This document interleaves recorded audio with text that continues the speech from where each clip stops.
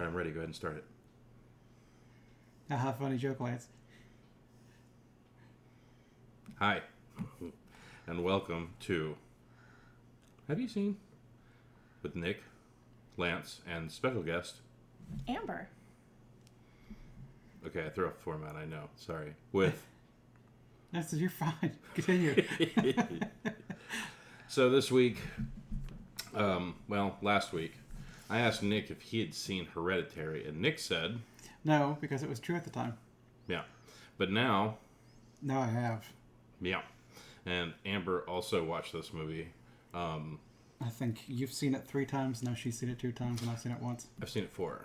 You watched it a 4th time? So Okay. I watched it this week at work as well, just to see if there was like some extra little bits that I could pick up here and Dear there. Lord, how could you? Well, it's during the day, and there's a lot of people around, and the guy that sits in the desk in front of me, the cubicle, he likes to go.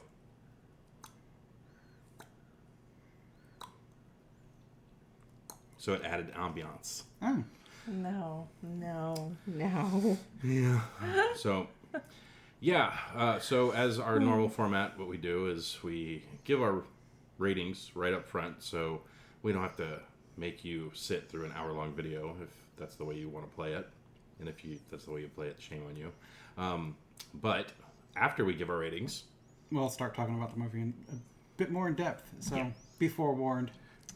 Yeah, I might get a little long-winded. Just a so That's okay, you'll pick up my slack. and maybe I'll talk a little less. little. I'll just talk over you. Not likely. So, we're going to go ahead and start with Nick and work our way this way with ratings, our predictions. So, Nick, if you had to rate this movie 0 to 10, what would you give it? Like a 5. 5? It's like it was okay. It was definitely kind of slow. I guess 6. I also guess 6. Okay. I was hoping to give it a 9 so I could be like, It's a 9 with a hat. yes, I like my 9s with hats. You're Okay. gonna- So, all right. What's the next up's Amber? Well, hold on. I'll give you guys both a chance to make Second your to reset. predictions. Because he's a little slow. Yes. We know this about we all Lance, know that. Sorry. As you age and have so many moons ago. I could take you out this video just as fast.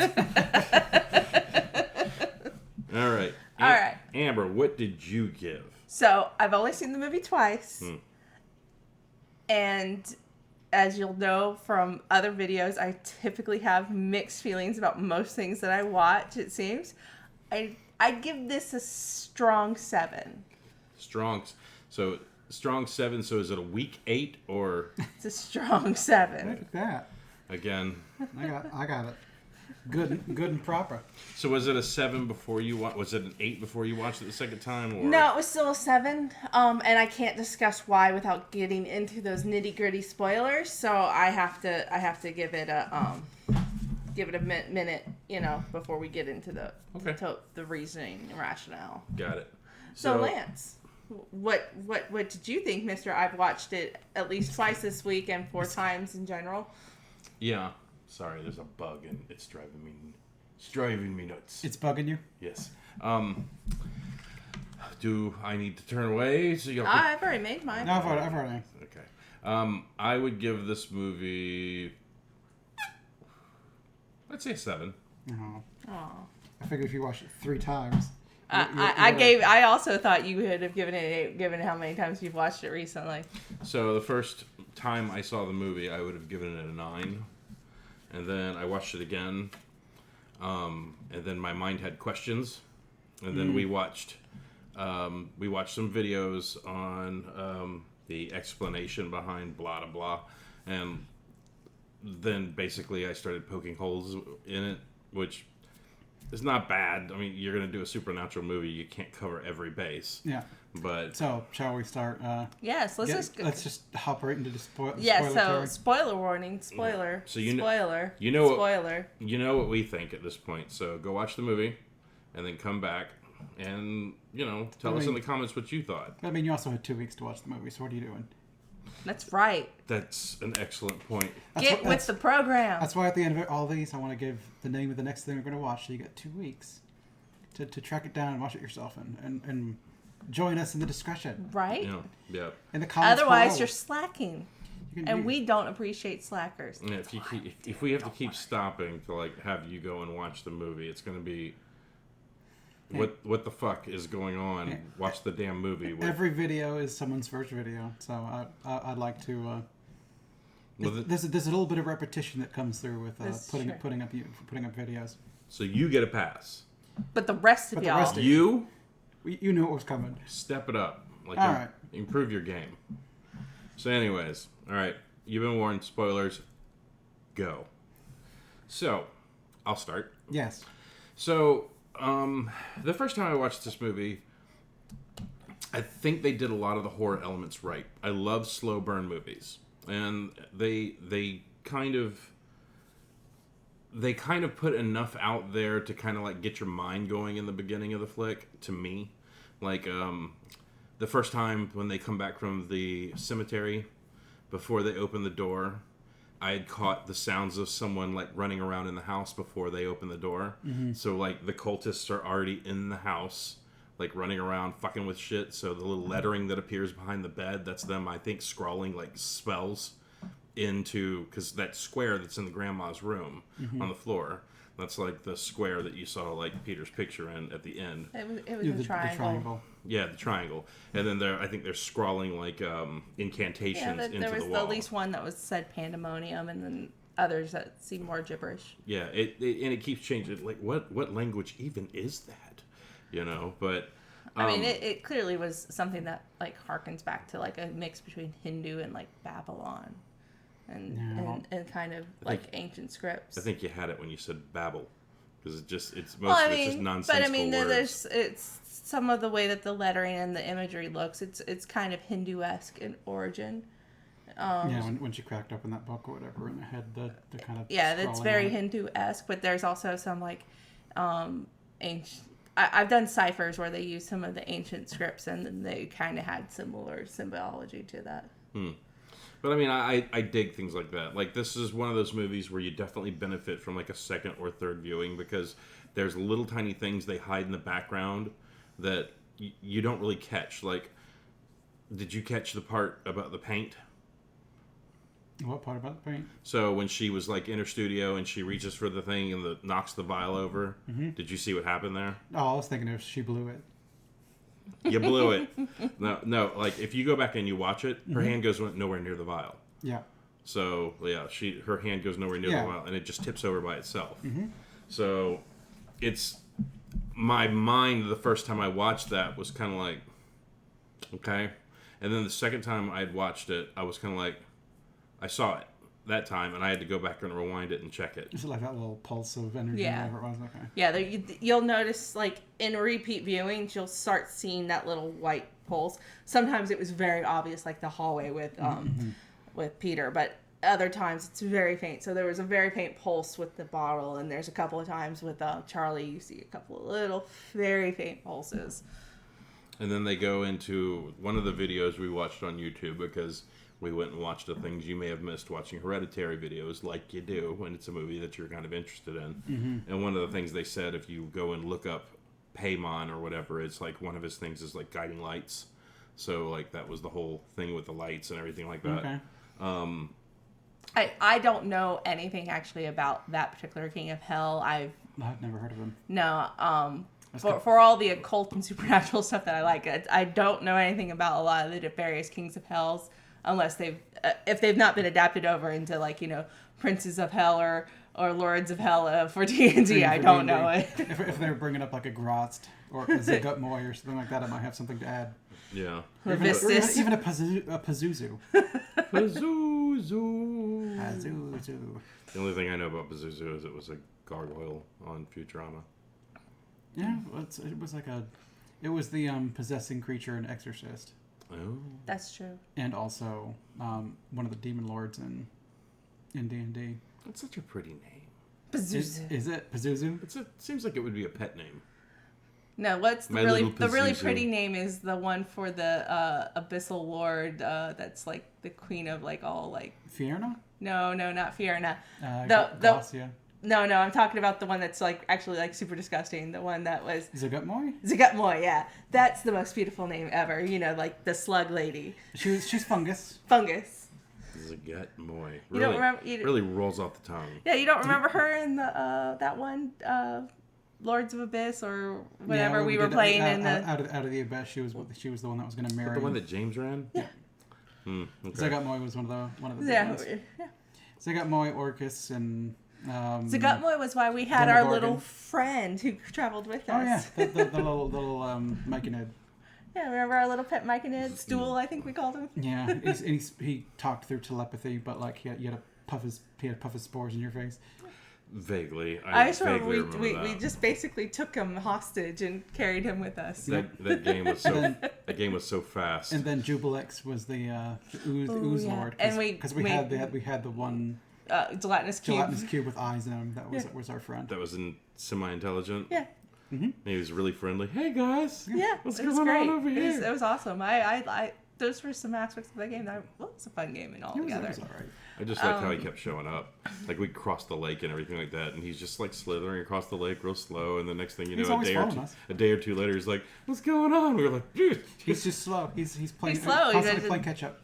But he never gets tired. So this video is now about a D&D game we played. So it's about like demon lords, and if they put a Piemon, like as one of the demon lords or something like that, or I guess a devil lord, I might have been a bit more ready for whatever it was. Yeah. So I mean, I did not know anything about that. And that does not dismiss or discount that part of the story. But I will go on and say the reason why I only can give it a strong 7 is I find that the supernatural aspects of this is where I don't necessarily feel like it wasn't done well, but it's where my interest waned, as weird as it was. I very much enjoyed this movie and would have enjoyed it more if it continued on the path where when Annie's at the first counseling group, she's talking to them and she talks about how her mother had DID and her brother had a schizophrenic break and her father had a disorder. And then I'm like, oh, this is going to be super interesting. And I think the movie has so much grounds where you could be discussing how all of these various mental illnesses and disorders are hereditary, and that is the driving force. And so when it takes that sharp turn towards the end of the movie to strict supernatural, it's so hard to ignore. Yeah. And my mind, the second time I was watching, I was just looking for clues of how can I see this as Annie and Peter both being unreliable narrators, because the film is typically done through the eyes of them. Yeah. We very rarely got it through the eyes of Steve. We very rarely got it through any, and we got a little bit of Charlie, but she obviously most likely had some disorders too. But you're sitting here going, possessed little girl disorder. Well, she had the foresight to be like, oh, bird chop its head off. That's how you're gonna die. Well, it's supposedly like the way the old woman was talking to Peter at the end of the movie was basically like she called him Charlie. Mm-hmm. So like I think that it was in there with her, and it was most likely controlling her. Mm-hmm. But you know, it was like the little girl probably came back somewhat confused and was like, so you know, you were a god, and we kind of fucked up. We put you in a female body. We fixed that shit though, right? Sorry we slammed your face into a telephone pole to do it, but I mean, you know, we fixed it. That is something that the first time I watched that movie, though, that telephone pole, like I saw it coming about a half second before her head hit it. Yeah. I wasn't expecting them to kill her off. Well, it's one of those ones where it frames it where it's the creepy little person is going to be like the one that's creepy little person all the way through the movie. Yeah. And then should they slam her face into a telephone pole the first third of the movie, and you're just like, where do we go from here? Right? It's shocking. Like later when it cut to her head on the ground, I'm like, did he not tell her where to find the head? I wonder if they buried a headless body, and he was just like, where's her head? And he's like, oh, I was in shock at the time. I don't remember. He basically entered a fugue state. Yeah. Which again makes me go, it's like with Annie's family history and her own basically issues with brushes with schizophrenia, because that's the best way that you could describe those sleepwalking episodes, is it's close to schizophrenia. Because, you know, those are a lot of times hallucinatory issues. They, you know, traumatic events like what he went through could trigger a schizophrenic break. So you're sitting here going, he's primed for a schizophrenic break, and then none of his parents thought to send him to have some counseling after he accidentally killed his sister, or do anything, especially with the thing. It's like, okay, I get Annie and her craziness, because after all, she built the diorama of her daughter's death scene. It's all of her dioramas were just kind of creepy. Yeah, the one with her and her mom both breastfeeding her daughter. But no, I remember distinctly watching it the first time, and I was texting Tim, and I go, what the fuck? She built a diorama of the car death scene? Hey, man. Everybody handles anguish differently, I guess. I was like, I get channeling your grief through your art. That's a little twisted. But it's like, okay, discount her. Why didn't Steve do anything to protect his son a little bit better? Clearly, they need to get Peter away from mom for at least a little bit, and a 2-week stay in a nice mental health hospital might have done his son a little bit of good. Wait a minute. Like, what would he?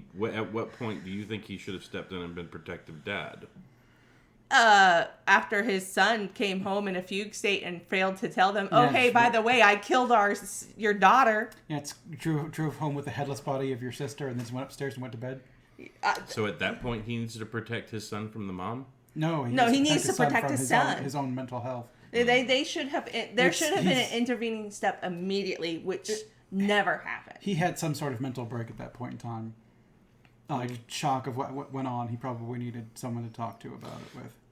Not even necessarily committing, but just kind of speak to a therapist about, like, you've done something traumatic, even if by accident, you should probably talk about it. Yeah, and they make a point of showing that the first time that Peter has an episode where he even shows grief over what happened was when he's smoking weed underneath the bleachers with his friends.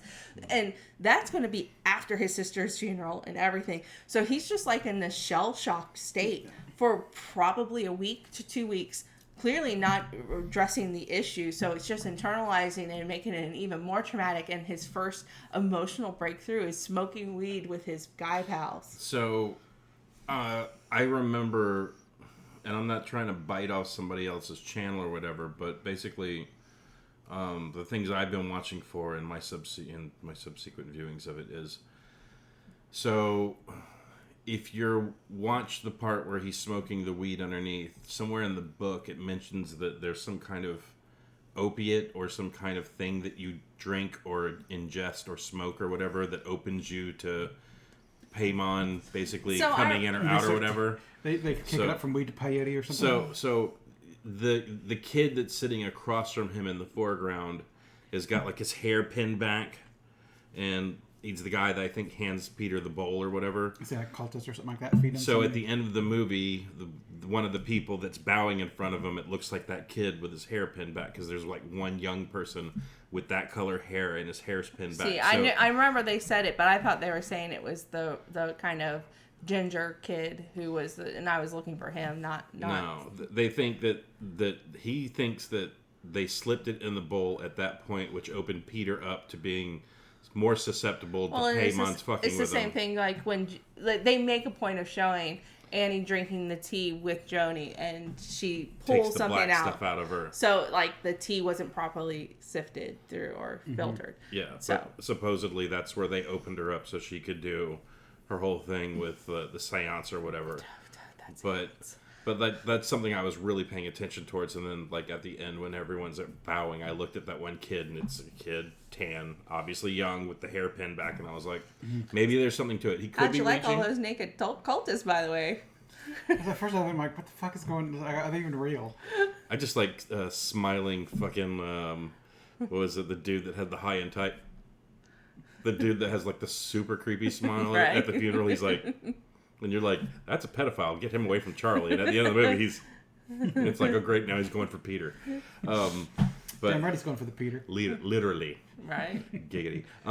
But yeah, I started paying attention towards stuff like that. So like, supposedly in the classroom when Peter's hand shoots up like that, it's doing the whole Piemons, like the top of his staff has a hand that's like doing this.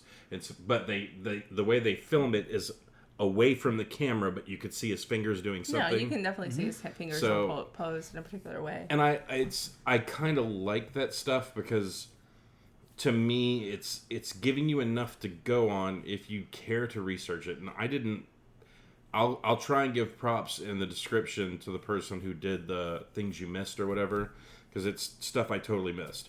I don't even know if Piemon's a real person or a real god or whatever. I honestly think that there's a strong chance that was based off of an actual other mythos with like a weird name, but yeah, it's like that it could have been a person, you know, like making stuff up to like, you know, fill in gaps for the movie or whatever. But watching that and then watching the movie again, I just noticed a lot more stuff this time, like the symbol that you see everywhere apparently. On Piemon's saddlebag is 3 heads. Yeah, no. And then you'd see the 3-head symbol everywhere. Yeah. Like, and then... It was on the pole, if you missed that. It's... Oh, was it? Well, yeah, and the first time I think I remember there being when they drive by it the first time, there's that symbol. It's the exact same symbol that's on the grandma's necklace. It's on... The mom was wearing the same necklace at the funeral. So it's just like... So, going into that, though, like... For me, I still am stuck wondering how much of this is an unreliable narrator. Mm-hmm. Because if you're dealing with schizophrenic breaks, they can't differentiate reality from the fiction in their head all the time. They can do some terrible things due to that fiction in their head too. So here's my question is, Annie, when she found the book with all the pictures, we as the audience saw the pictures with her. But when she showed Steve, we never saw her showing the same. We never got to see the pictures. So we just have to assume that when she's showing us pictures, it's what we are supposed to believe we saw. But if we're seeing the schizophrenic break, you don't actually... I thought you saw like one of Peter's head or something like that. She didn't like flip through the entire thing to show all of them. No, but she was always when she's saying, "This is my friend Joni." We don't see... Oh, those ones, okay. Yeah, when she was saying, these are my friend Joni, like the grandma's picture book. I thought you were talking about... the album. Charlie's book. I'm talking about that photo album that was the grandma's. And she's like, this is my friend Joni. And we never see Steve actually see Joni. So then it's like, is Joni part of this hallucination in her head at this point? At one point in time, I assumed that Joni was just like... her other personality or something like that, because we never see Joni interact with anyone else except for Annie. Yeah. So I'm like, she's gonna go crazy and kill her entire family. I wasn't expecting it to go like, no, there's a devil and it's the devil. I'm like, okay, I guess we're doing the devil shit. See, I thought a lot of it was like just red herring, like the whole Hereditary things. The people have DID. The brother of the grandma was saying that... No, her son. Her son of the grandma was saying that she was putting personalities into him. Yeah. So I think that's... Because she was supposedly putting Piemon into him, and then he killed himself. So she was trying to do it with the grandfather, and then she was trying to do it with the son, and then she did it with Charlie, and then they ultimately wanted Peter because the thing wants a male host. But here's my thing. And it's the biggest stickler I have, the biggest problem I have in the movie. So in the beginning, Annie's flipping through the book, and she sees like the book on spirituality and everything like that. And then she finds the note from her grandma that says, hey, sorry that I didn't have time to tell you everything, but all the suffering that we have to go through is going to be so worth it, in the end. Mm-hmm. And it's like it wasn't worth it at all. Like, everyone in that family's fucking dead. Peter doesn't have a body anymore. He gave it up to fucking Piemon. So it's like, what riches did they get? Like, well, in the afterlife, does Annie walk into like a room full of dicks and gold? I mean, I don't know. Like, it just... She gets to suck cocks in hell. Yeah, I mean, the idea would be, when you're going into like religious cults into this degree, the idea would be that you're going in and whatever you are sacrificing in this realm, you're going to be repaid tenfold in the next, even if you are worshiping an evil hell demon or hell king. Mm. I'm sorry, it's not hell demon, it's a king of hell. So could still be a demon. We don't know. No, it's weird because she got to be Queen Lee, or whatever. but like, she didn't finish her mission. Everyone in the family literally dies. Like, But the mission was to give a host to Piemon, which did succeed if you view it in the strictest supernatural sense. Yeah, but it's still, they didn't, the family didn't luck out. If anything, like, everybody else got lucky by proxy of their sacrifice. Well, I mean, I watched Cinema Sins the other day for this movie. And that's your first mistake. Well, no, it was after I'd seen it. Okay, well, I just mean in general. Yeah, but I'm not a fan. But it was fun to watch that one, and it was. You get a cent for that. Sorry. But he pointed out a couple of things in there. He pointed out how the entire plan for the cultist is built on a bunch of coincidences that have to go on exactly as was. Like, Charlie has to be exposed to the party, has to eat nuts, and has to not have an EpiPen on hand. Yeah. And then has to be driving down this particular street at this particular speed. And she has to open the window at this exact time and stick her head out at this exact moment. Yes. Right, and it's all these coincidences, and that's just to kill Charlie. And that doesn't even count for all of the stuff that has to line up specifically for everybody else. Which is why it's like, is this truly real at this point? And that's, I want to believe it's not real, that we are seeing this fiction that's, it might be, two schizophrenics who are both suffering and having shared. But like, one of the reasons that sticks out to me still, and I saw this in the first time I watched it, and I saw it in the second time, is when she goes back to Joni's, when you see that there's like the symbols that's been cut into the desk, and you see all of Charlie stuff on the desk with Peter's picture. You look across the hall, and there's a security camera watching her. And as she's running down the hall, it has this feel of a mental asylum. Because it's that clean-cut white all the way down this hallway. And across the room is 202, which could easily be a room number and not just an apartment number. And it feels very clinical in that moment. Yeah, I don't see this movie working super well as we summoned the demon thing. It was much more interesting when it was just a woman's daughter dies and she just goes fucking nutty because it's Hereditary. I feel like all of it was just a red herring. I feel like all of that was, they laid all that track in the beginning to say that the grandma had this, and my dad did this to himself because of what was going on, and my brother, did this. I feel like all that was supposed to be set up for in the beginning, so you're just like, oh, well, this thing is happening, and then they totally like, no, it's very much what we're trying to lay out to you. No, it's the devil. Yeah, there's the devil stuff is happening, so I can forgive it for that because I like a good movie where the bad guys win. You don't get a lot of them these days, I was expecting the mother to win. I just was expecting her to be crazy. Yeah. And I'm sitting here going, I still gave it a strong 7.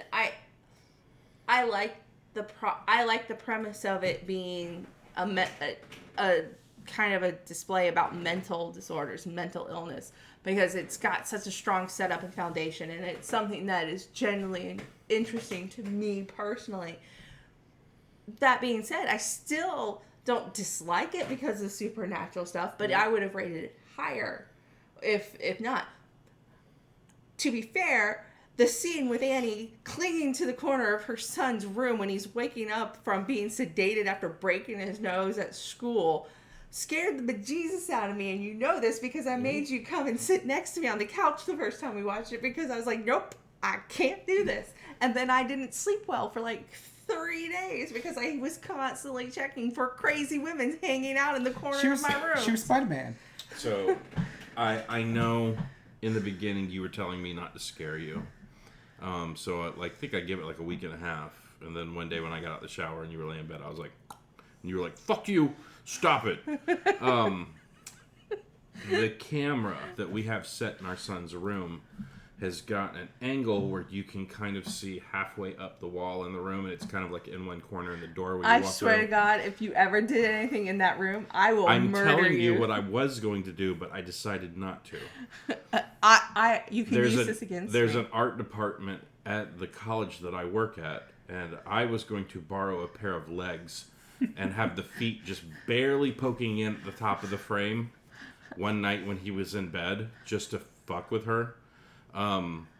Because our camera also, it takes stills throughout the night, so like every hour that goes back, it like has like a, so if he's been quiet the entire night and he's been laying there, like you could go through it hour by hour and it just has one photo, and I was going to put the legs up in a corner, let an hour go by, then I was going to take the legs out of it and just be like, so he had a pretty good I was gonna do that, but I would have murdered you. I know. And happily gone to jail for it. I know, and that's why I didn't do it.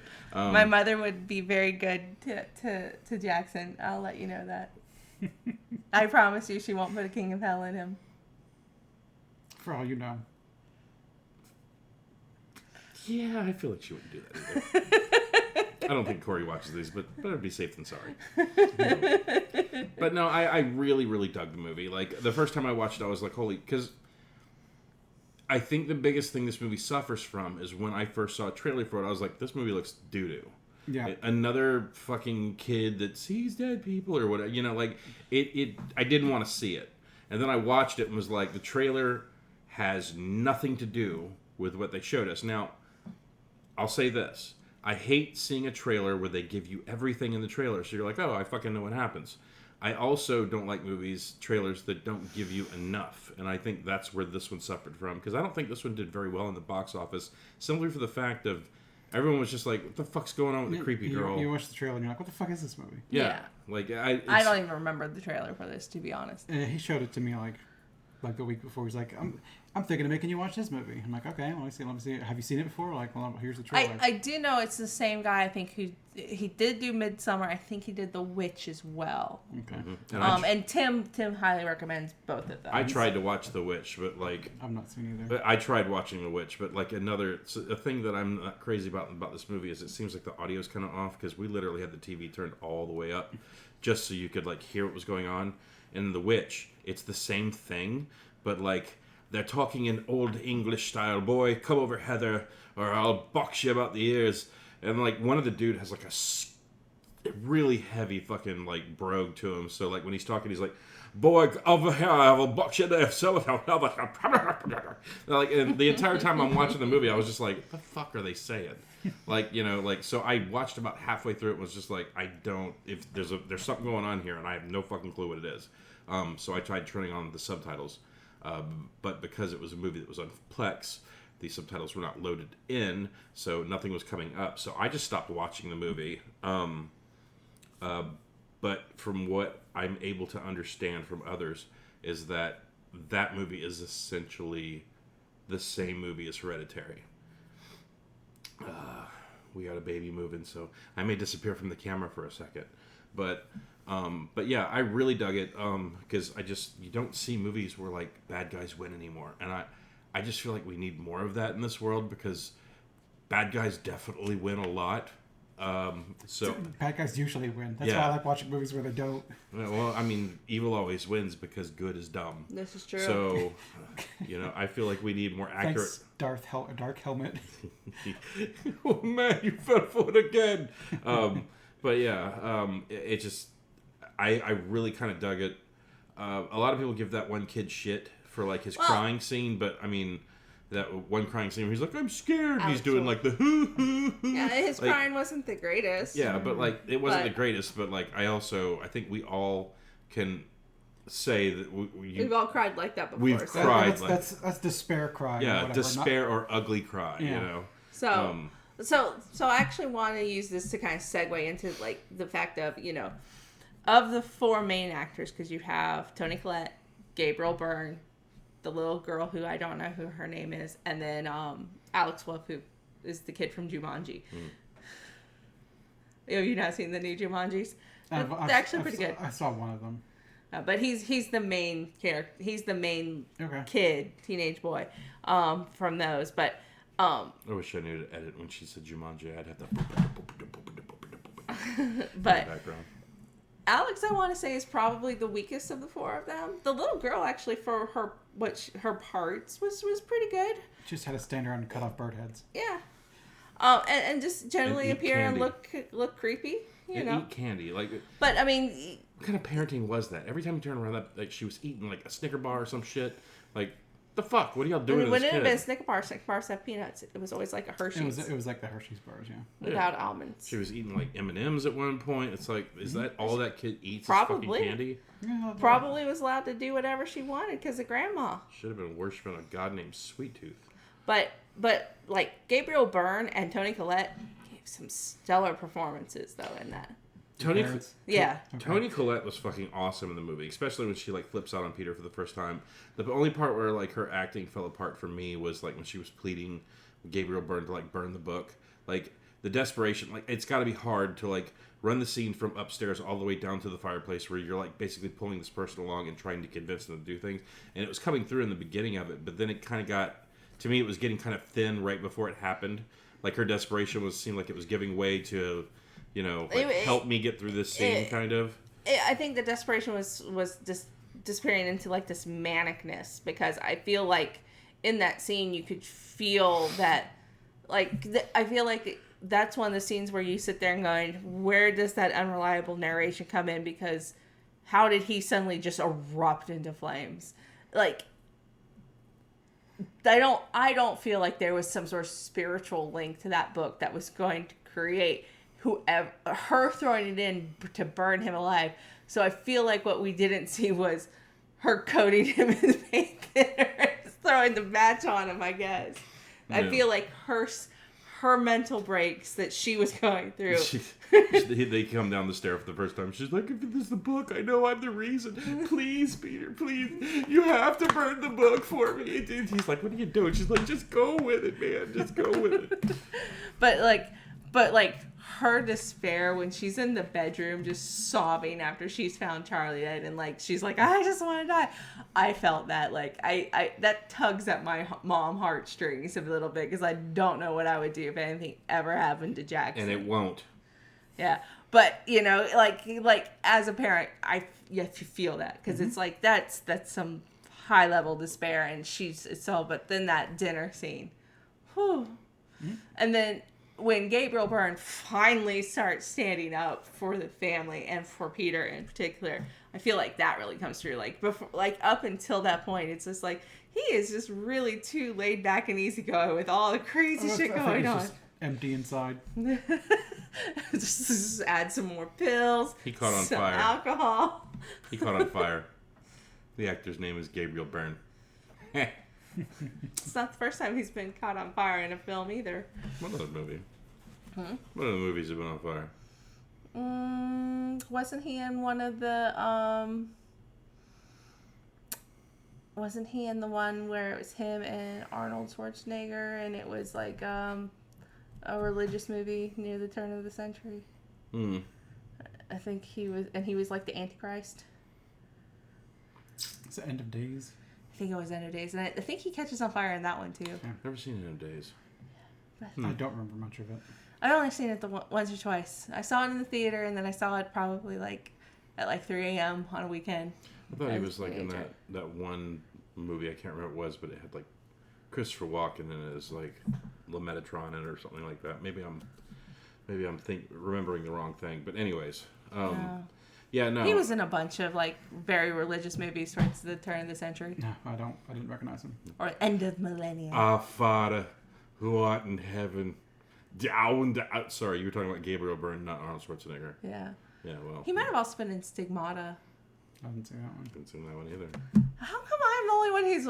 Apparently I'm showing the fact that I watch a lot of like extreme religious cult-like movies, apparently. Well, I mean, I've seen... Dogma. It's a great movie. It's a great movie. I don't want to fight a Golgothan. Fuck that. Hey. Buddy Christ. It'd be up to your knees and shit. Yeah. Like, that thing was fucking... but yeah, it's... So, not to get on too much of a side note here, but if you think about it... Sorry. If you think about it, in Dogma, Matt Damon plays Loki. Then he plays fake Loki. Then he plays fake Loki in Thor Ragnarok. So he's played Loki technically twice in 2 different universes. No, I never thought about that way. We've had Affleck be Daredevil before too. We don't talk about that movie. I like that parts of that movie. It's dumb enough that it's amusing to me. I like Daredevil, so that movie was terrible to me. It was alright. And Michael Clark Duncan. It had parts that were glimmers of like awesome.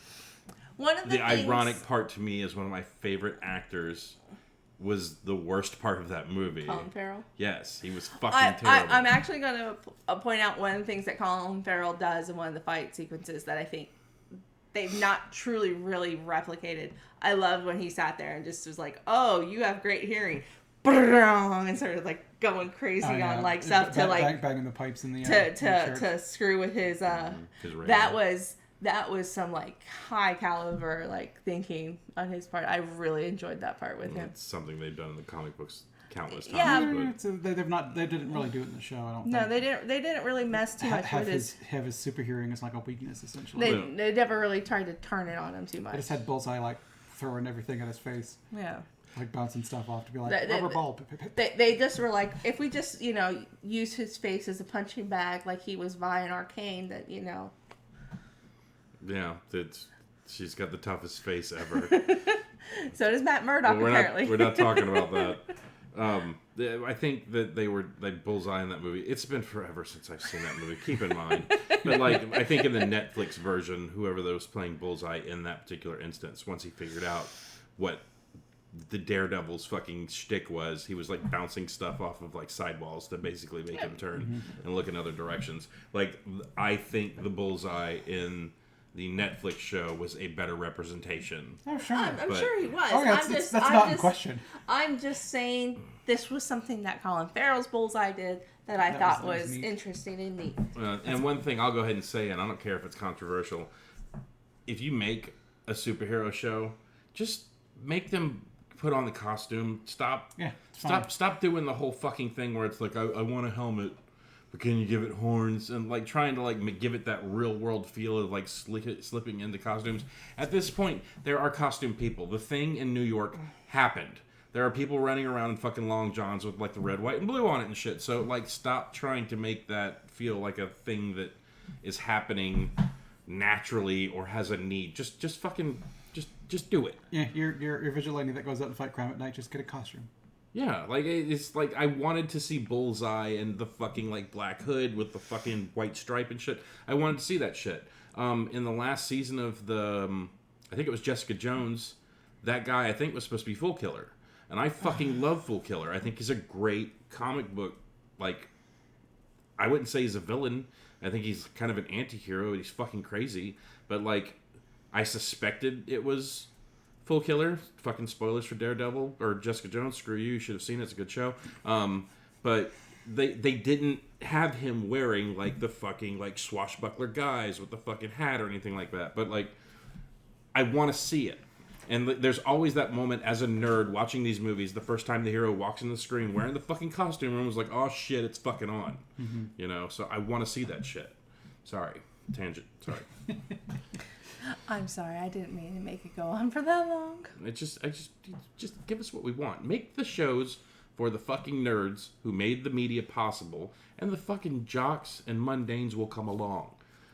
It's like watching intelligent movies or any movie by Wes Anderson. You have some people that are extremely smart that go, "Oh, okay, I see what he's doing there," and everybody else is like, "This movie's trash," but you want to seem smart, so you're like, "Oh, okay, I see what he's doing there." Like normally the normies will come along. Make it for the nerds. You're doing a great job, Jon Favreau. Great job, Filoni. Love you guys. All right, sorry. So, what were you talking about? Is there anything else you want to add about Hereditary? Is there anything else you wanted to add about Hereditary? This is your first time you saw it. Is there anything else you wanted to bring up that stood out to you? No, I mean, it pretty much brought on what I was thinking. For the most part, I was watching it like she had DID, and then it started getting supernatural. I'm like, okay, what the fuck's going on? And then it went full-on supernatural with a mother crawling on ceilings and banging her head against attics and headless bodies floating around. And her being hardcore and using piano wire to decapitate herself. Yeah, just floating up in the air. Yeah, sawing her own head off. Yeah, like I mean, but see, I kind of dug that because you saw the piano tipped over when Peter went down. No, they always had a reason for what was going on. They were very good at foreshadowing so much of the movie. If you go in and we're watching this completely blind, and you were just good at picking up foreshadowing. So much is so easy to predict. The minute that they brought up, does this have nuts in it at the funeral home? Okay, her nut allergy is going to come into play. And the first thing I saw when they walked in the party, knife in the nuts. Yeah, and the walnuts too. And then cutting the cake. So I don't even know if the cake had nuts in it, but the knife had been used. And that is enough. Residue. But that's enough for a lot of people with nut allergies, because their nut allergies are one of the more severe ones. And so, but then I sit there going, that girl Charlie was so friggin' dumb. She ate it. She realized while eating it, something didn't feel right. But instead, she goes and sits down for a few minutes, then goes and tries to have some water, then decides to go talk to her brother. Had she not, just fucked around for like 5 or 10 minutes after possibly being exposed to nuts, and didn't think to ask, apparently, hey, does this have nuts? All I know is... And Tony didn't... Why didn't they send an EpiPen with her? Because they're terrible parents. You should have an EpiPen in the car. Yeah. That's so freaking... Somebody should have an EpiPen at all times. Why didn't they just call an ambulance? I get it that, it's a teen party, but like... They would have had an EpiPen on there too. Yeah, so it's just like, because the convenience, again, that goes back to the convenience of coincidence that is necessary for the story to work. They needed to make the movie work, yeah. Yeah, and so it's just like, because it's like, I understand the panic. You don't want to call the paramedics, because then the police will come, and then you got the underage drinking, you got the weed, but a little girl could possibly die, so you don't want to be pros known and as cons. The kid who had to have your fucking party busted up because your little sister ate a nut cake or anything like that. But well, I mean, but I didn't fault Peter for throwing back in his mom's face. Why'd you make her go to the party? Yeah, because she didn't want to go. This movie is rife for like a scary movie. Lampooning of it, like... Oh, Nick and I were having fun while every time you had to go deal with Jack. Well, I mean, like, the first time, like, the girl, like, just like you said, the instance of how it could have gone differently with, like, the thing in the road, him swerving and the little girl hitting her face on the pole that had, like, the etching on or whatever. It's like, what if he would have went left instead of right? And the people standing off the side of the road are like, fuck! Or if you just hit the fucking dog. Yeah. Oh no. Well, that's not our plan back. Let's see, what are we gonna do next? But I think that's where the spells, like the whole etchings, I think their fate was being controlled to a certain extent. So I don't know. It's you got to go with it, otherwise the movie doesn't get to where it needs you to be. But like, I will say that was a little too on the nose. The pole with the thing on the back of it or whatever. I would think that the ritual would work just as good if you went to the spot where the person like died and like you etched the thing in, because that was the other thing about the movie that I was going to bring up earlier, is that Piemons' whole thing is like the 3 heads, and he got the 3 heads as the sacrifice: the little girl, the mother, and the grandmother. So, and that was so, and the symbol was present in all of the deaths. Yeah, the deaths. So they either were wearing it or it was somewhere nearby. Yeah. So, but yeah, I really dug the movie. I would definitely suggest it to someone. How about you? Yeah, I didn't regret watching it. It was interesting. It was just, it got weird at the end where I'm like, I don't know why it's doing this, but okay, I guess we're doing it. I mean, I would recommend it to somebody who doesn't mind it getting kind of scary towards the end, because up until like after, like, I didn't find it scary when Steve erupted into fire, because the CGI was kind of bad and laughably in that scene. But then when it cuts to Peter, from that point on, like, if you have a weakness for horror where like you can't really do like suddenly scary, the stuff gets super. There's a couple things that were creepy, like Charlie in the room when Peter wakes up and then her head rolls off, but it's just a ball. Yeah. And then his hands leap out from his headboard and start like choking them. So there's a couple sudden spooky things, and then it ramps up more. Yeah, and then it gets silly. Yeah, but if I know somebody can't handle horror, I would tell them don't skip this movie, because it definitely will take a turn out of nowhere. And I have been exposed to lots of horror. I like the genre. I love the genre. I enjoy a good scare. It's been a very long time since a movie made me basically leave lights on and kind of get freaked out. And I do a lot to myself because the best horror is something that just gives you just enough and lets your imagination run away with it. And I have a very active imagination. I watched, Us, and I happened to be driving home by myself, and the lights in the car on the clock radio said 11:11, which is very important in the movie Us. Mm. And scary for stuff. About the next 45 minutes of my mind was just going, and then I went to bed and I was fine. Scariest part of Us was I smoked too much weed and tried to sing I Got 5 on It part of the movie. Yeah, the slowed down version of I've Got 5 on It. That was the scariest part of that whole movie. I've still not seen it. Hey, Nick, have you seen a really bad movie? Yes, I've seen plenty of really bad movies. By a very promising director. It was the same guy that did Jordan Peele. Yeah. I think we would have enjoyed Us more had the audience participation not been present. Yeah, but still, like they ask a lot of you. To No. There's a lot of weaknesses in that story, but there were genuine moments where there could have been some good suspense that would have been able to be built and experienced, but it was undercut by audience participation in 2019. So there was no excuse for it. No. But the people at the theater were just like. They were laughing, they were cracking jokes, and they were making a miserable viewing experience. I mean, you gotta admit, some of that part, like the way that the others talked and said, like that, some of that was funny. Some of that was funny, but some of the jokes and stuff that they were cracking was intentionally cutting. They were cracking them to cut the suspense for whatever reason, and it's very difficult to enjoy a movie that's supposed to be built on suspense when every moment suspense could be built. Someone decides they gotta crack a joke. I get what you're saying. If you're building a romantic moment and then someone lets a wet fart, it kind of like there's no romance in the situation anymore. You have to address the fart at that point. But yeah, I get what you're saying. But like they just the scariest parts of we're not talking about Us, god damn it. No, so you don't discuss anything about it. Especially I've not even seen it. Yeah, don't ruin it for Nick. He might decide to go watch that train wreck. Hey, when we say spoilers at the beginning, we mean spoilers for everything. Apparently. So yeah, apparently. So anyways, hey, we're not good at this. We're still new at this. Give us a break. But is there anything else to add about Hereditary? No, not really. I mean, there's plenty you could talk about, but yeah. I mean, go watch the flick. Like, the only other thing I'll say is that if you watched it one time, it's a good movie.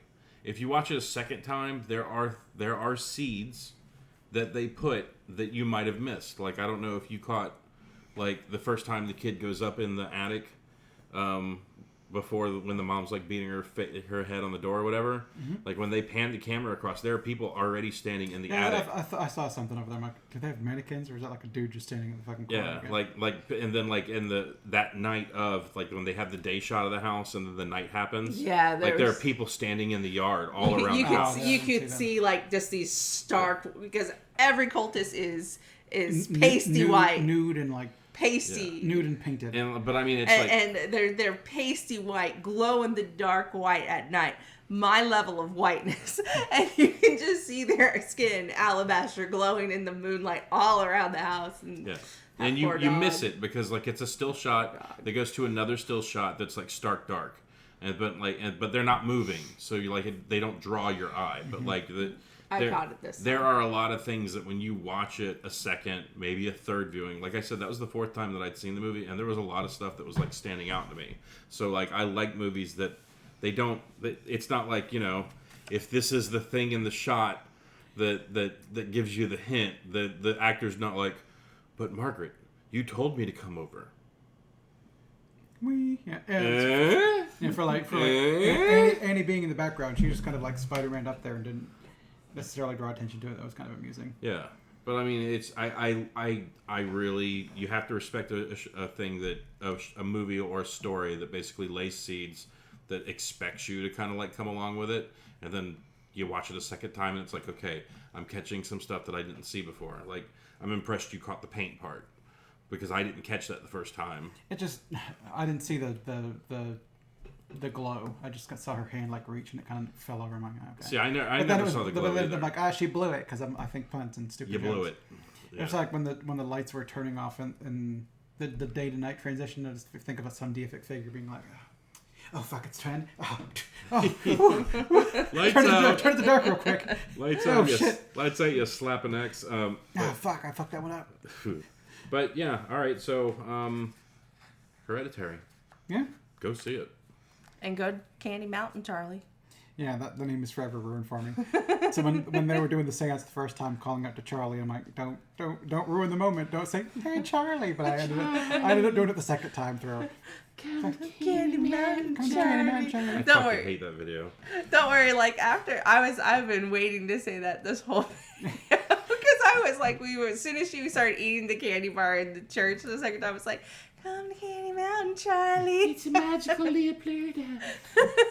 Like it's that the llamas with hats thing. That was also something that was ruined for me. This has been our review of Hereditary.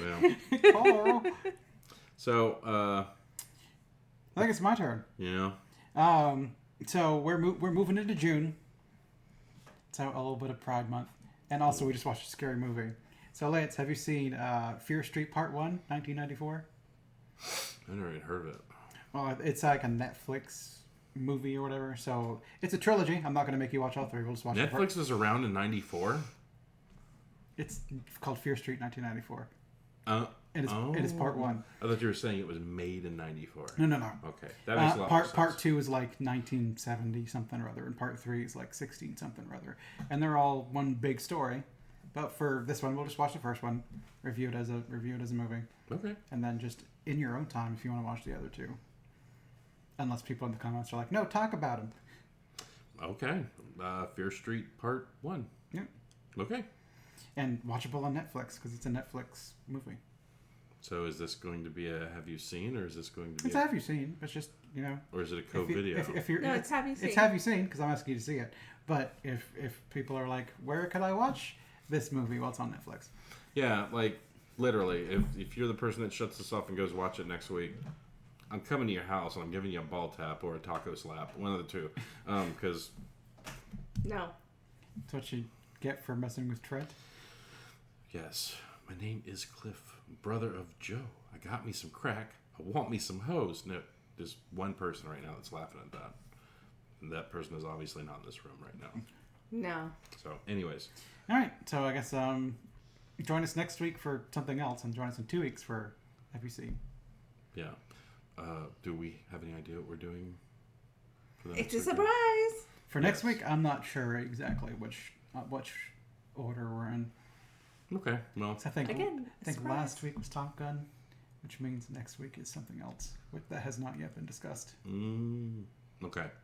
We'll figure it out. It's a surprise for everybody involved. I hope you are looking forward to that surprise. Yeah. So, help us get some views on this shit because our views are falling off, and we really appreciate you watching. And we really appreciate you watching. Thank you, because I watch them all. But yeah, even the ones I'm in, it's a little weird. Yeah, but to share this, it just see how good it feels to share. Just share it with somebody. Comment. Donate to our Patreon. Smash that bell. If we don't have a Patreon, stop asking people to donate to a thing we don't have. By the time it'll be up and someone will watch this for the first time, they'll be like, "Oh, money." So smash that bell. But anyways, yeah, smash it and do all the shit. Get down in the comments below. Yeah, tell us what you think about the movie. Tell us what you thought the scariest part was, and then tell us what you think would be a good movie where the bad guy wins. Like, what movie have we not seen where the bad guy wins? Now, give us some evil wins movies. I know 5 off the top of my head, but don't say any of them. I'm not going to say any of them, but I'm interested to see what you have to say. So I'll leave a comment for one of them that I know is in that list, but that's okay. You'll read that comment. Okay. And it'll be fun. It'll be interaction. Thank you for joining us. Have a good night / day / afternoon, whatever it is. Just don't look up in the corners when you walk into your room. Because you might be Spider-Man. Spider-Man.